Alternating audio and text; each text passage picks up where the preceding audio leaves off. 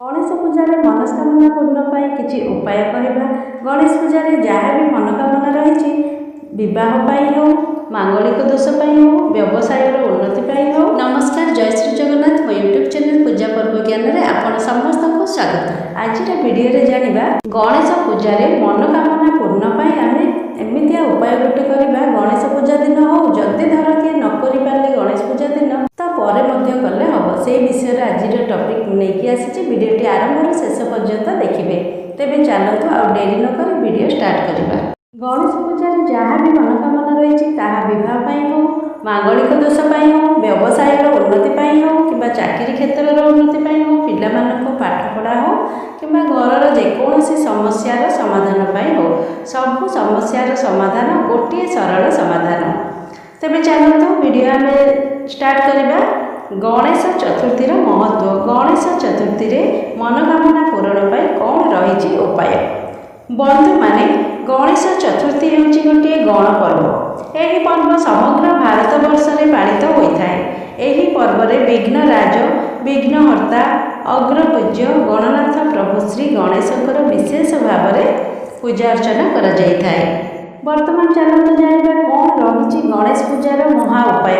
गोटे उपाय अनेक समस्या समाधान आ उपाय बहुत सहज। तेरे चलते जाना कौन कौन दोष बा समस्या थिले यही उपाय करिपरिबा।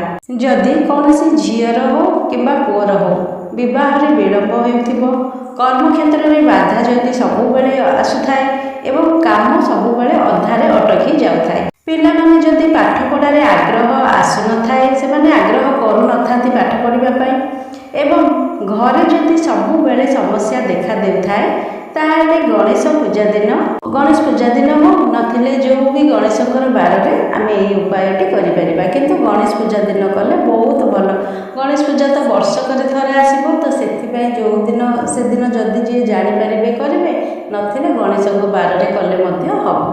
गणेश पूजा कले बहुत शुभ होता है। गणेश पूजा दिन हो कि गणेशंक बार में हो यही उपाय करने कौन कौन सामग्री दरकार चलतु जाना। प्रथम आमको दरकार दुब। दुब केतोटी दरकार 105टी दरकार। कहीं भल भल दुब नहीं आसबे। 105टी दुब आणिकी 21टा लेखा 5टी बिड़ा करदे। 5 बिड़ा करदे सेटा गोटे माल हम। से आमको 105टी दुब दरकार। हलदी 5 खंड दरकार। जदि भी 5 खंड कि दुब 105टार भी अधिक मिले ताहले 7टा बिड़ा करें। 105टी जगह 147टी दुब करें। हलदी 7 खंड भी नहीं पारे। संभव जदि दुब मिलूँ 7 बिड़ा कले बहुत शुभ हम। तो एमती हलदी ने आ गणेश को तो सिंदूर भल, सिंदूर चंदन भल धूपकाठी आ भोगरे गणेशंकर प्रिय भोग है लड़ू नथिले मोदक भी हम, राशि लड़ू, बुंदी जहाँ जहाँ गणेश को प्रिय से गणेश पूजा दिन तो आम सब प्रकार आणिकी पूजा कर गणेश पाखे ये सब नहीं आसबे। तापर नाली कपड़ा भी नहीं आसबे। ताकू जमती घरे जदि आम गणेश बसुचे तो भल कथा, नथिले गणेश फोटो भी घरे रखुचे आ नथिले जदि कौटी गणेश पूजा होची सेठिकी लेकी ये सब जिबे। गला पर कौन करेंगे कि ना जेकोसी मंदिर में भी गणेश अच्छा गणेश पूजा दिन मंदिर को भी पड़ेबे बहुत भल। 7टा बिड़ा दुब करवा नथिले 5 बिड़ा 21 करके दुब बिड़ा करदे। माने सूतार आम गुड़ेबा 21टा दुब, तापर गोटे हलदी, तापर किछि गैप छाड़ी पुणी दुब, पुणी हलदी आ जदि नाली मंदार मिल नाली मंदार गोटे गोटे एमती करके गोटे मालटे करदे।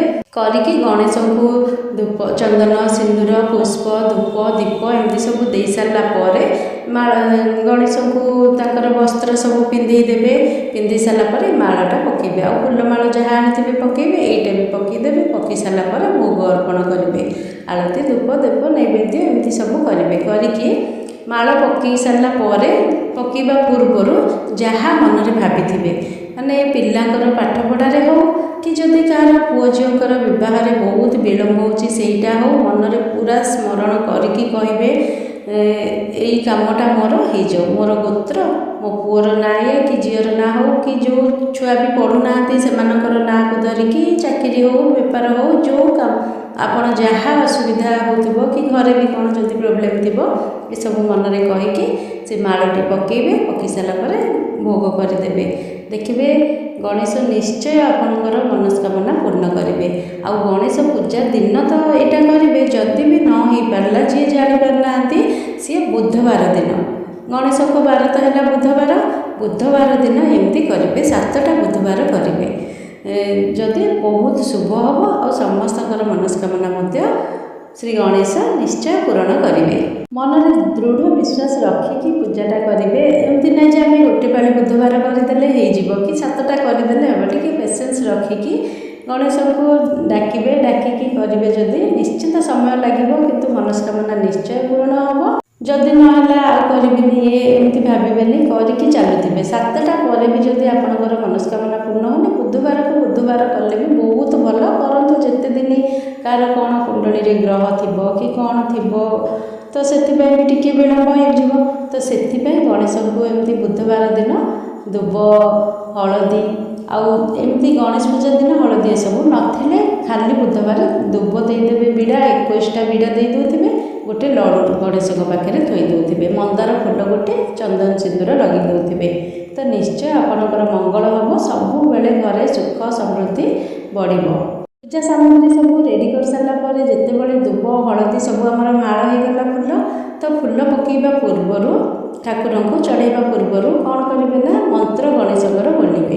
ସବୁଠୁ ସରଳ ମନ୍ତ୍ର ମୁଁ କହିଦେଉଛି, ସମସ୍ତେ କହିପାରିବେ। ଓମ୍ ଗମ୍ ଗଣପତାୟ ନମଃ। ଏହି ମନ୍ତ୍ରକୁ 5 ଥର ବୋଲିବେ। ନଥିଲେ ପକେଇଲା ଭିତରେ ହେଉ କି ପୂଜା କଲା ଭିତରେ ହେଉ ଓମ୍ ଗମ୍ ଗଣପତାୟ ନମଃ, ଓମ୍ ଗମ୍ ଗଣପତାୟ ନମଃ ଏମିତି ଜପୁଥିବେ। ଆହୁରି ବକ୍ରତୁଣ୍ଡ ମହାକାୟ ହେଉ, ଗଣନାଥ ଗଣପତାୟ ନମଃ, ଏସବୁ ମନ୍ତ୍ର କହିକି ଏଇ ପୂଜା କଲାବେଳେ କରିବେ ତ ବହୁତ ଭଲ। ଗଣେଶଙ୍କ ମନ୍ତ୍ର ବୋଲିଲେ ସବୁଦିନ ବି ଆମେ ଡେଲି ପୂଜାରେ ପ୍ରଥମେ ଯେଉଁ ଦୀପ ଜଳେଇବା ଆଉ ଧୂପ ଦେବା, ନଥିଲେ ବି ଭୋଗ ଲଗାଇବା, ସେତିକି ବେଳେ ଓମ୍ ଗମ୍ ଗଣପତାୟ ନମଃ 5 ଥର କହିଲେ ବହୁତ ଶୁଭ ହୋଇଥାଏ। ସମସ୍ତ ମନସ୍କାମନା ପୂର୍ଣ୍ଣ ହୋଇଥାଏ।